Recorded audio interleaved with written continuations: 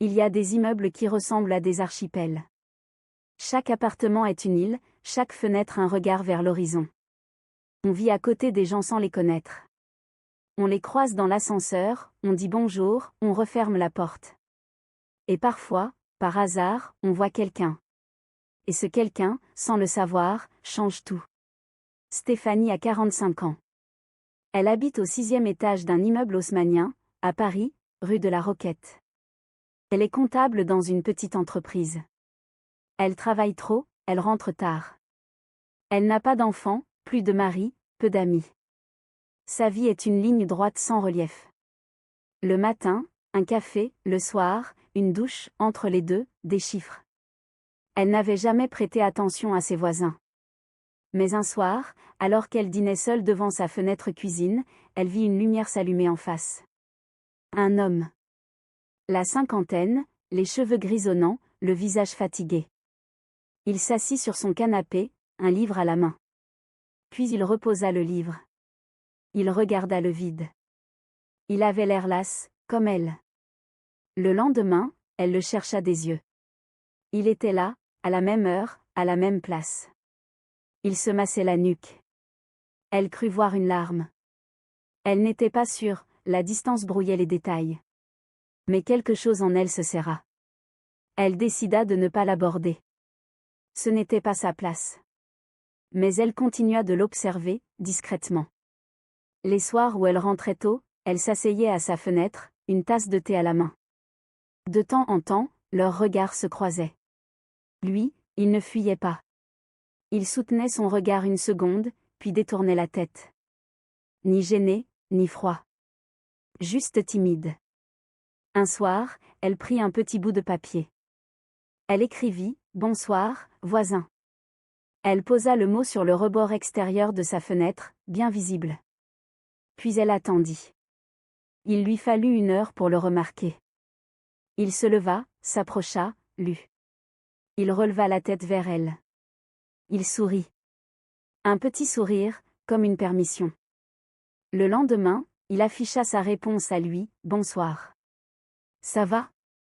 Ce fut le début d'un drôle de dialogue. Pendant 2 semaines, ils échangèrent des mots sur leur rebord. Des phrases courtes, presque timides. « J'ai fait des pâtes. Et vous ? » ?»« Moi, des pâtes aussi. On est voisins jusqu'au bout. Il pleut depuis 3 jours. Les nuages finiront par se lasser. Vous avez un prénom ? Christophe. Et vous ? Stéphanie. Un café ? Le café eut lieu sur le palier. Entre leurs 2 portes, assis par terre, le dos au mur. Christophe avait la cinquantaine, les yeux bleus, le sourire rare. Il était graphiste, indépendant. Sa femme était partie 6 ans plus tôt, emportant leur fille. Il la voyait 1 fois par mois, parfois moins. Il ne sortait plus, il ne voyait plus personne. Il travaillait à domicile, dînait seul, s'endormait devant la télévision. « Je ne m'ennuie pas, dit-il. Je m'absente. » Elle comprit. Elle aussi, elle s'absentait. Elle n'avait pas d'histoire tragique, juste une vie qui s'était recroquevillée. Un ex-mari, des amis perdus, un métier sans passion. Rien de spectaculaire. Juste une fatigue. Ils n'allèrent pas plus loin ce soir-là. Mais ils se revirent le lendemain. Et le surlendemain. Toujours sur le palier, toujours avec un café. Puis un jour, elle entra chez lui. Son appartement était propre, rangé, triste. Le canapé gris, une table basse en verre, des livres, et aucune photo. Aucune trace de joie. Il avait vécu là avec sa femme et sa fille, et il avait tout effacé. « Je n'ai pas eu le courage de garder leurs affaires, dit-il. Mais je n'ai pas eu le courage de partir non plus. » Elle lui prit la main.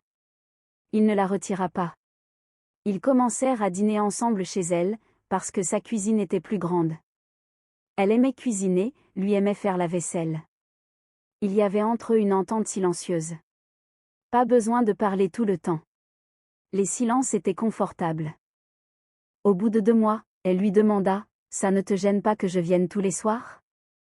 Il répondit « Ça me gênerait que tu ne viennes pas », il posa sa tête sur son épaule. Elle caressa ses cheveux gris. Ils ne devinrent pas amants tout de suite. Une nuit, pourtant, alors qu'elle était fatiguée et qu'il ne voulait pas rentrer, elle dit « Dors ici.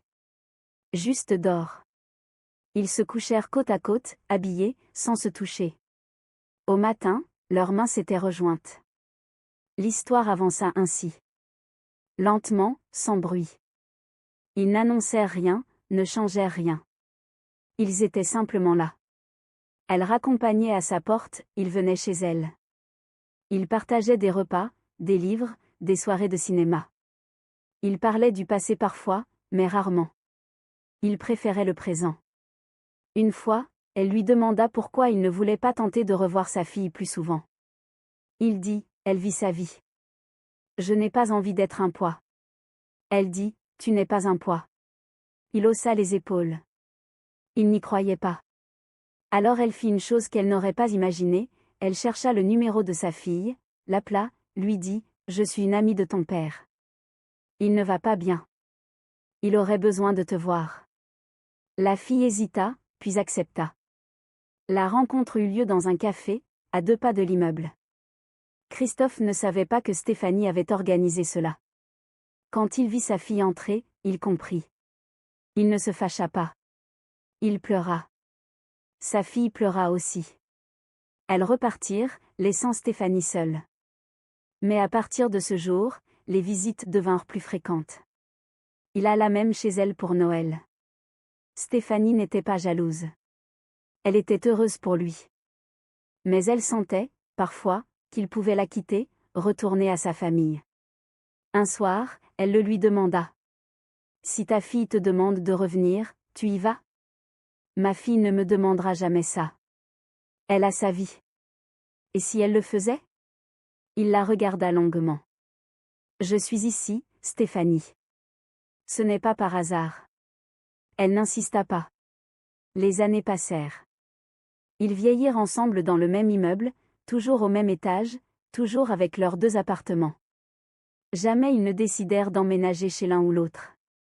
Ils aimaient l'autonomie, la liberté, mais aussi la certitude de se retrouver chaque soir. Leurs clés s'ouvraient l'une l'autre. Leurs fenêtres se faisaient face.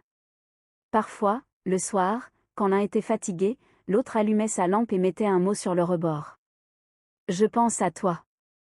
Je suis là. Des mots d'enfant, qu'il se disait encore, des années après.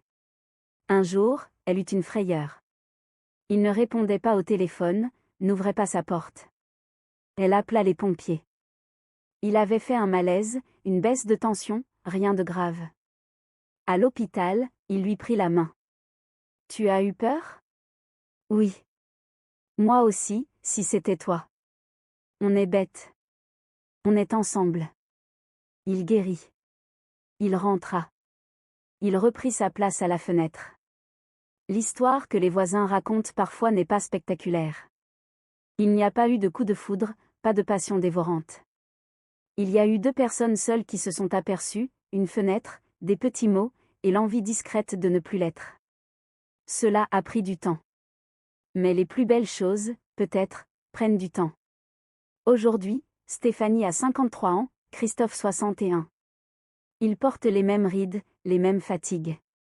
Ils préparent leurs repas ensemble, regardent les séries, s'inquiètent de leur santé. Ils ne sont pas mariés, n'ont pas d'enfants ensemble. Mais ils ont une certitude, le soir, quand l'un rentre, l'autre allume la lumière. Alors que retenir de cette histoire ? Que l'amour ne se mesure pas à l'intensité des débuts, mais à la constance des jours. Que 2 solitudes peuvent se frôler longtemps avant de se reconnaître. Et que parfois, il suffit d'un mot sur un rebord de fenêtre pour que la vie, enfin, reparte. Stéphanie et Christophe ne regrettent rien. Ils se sont trouvés tard, mais ils se sont bien trouvés.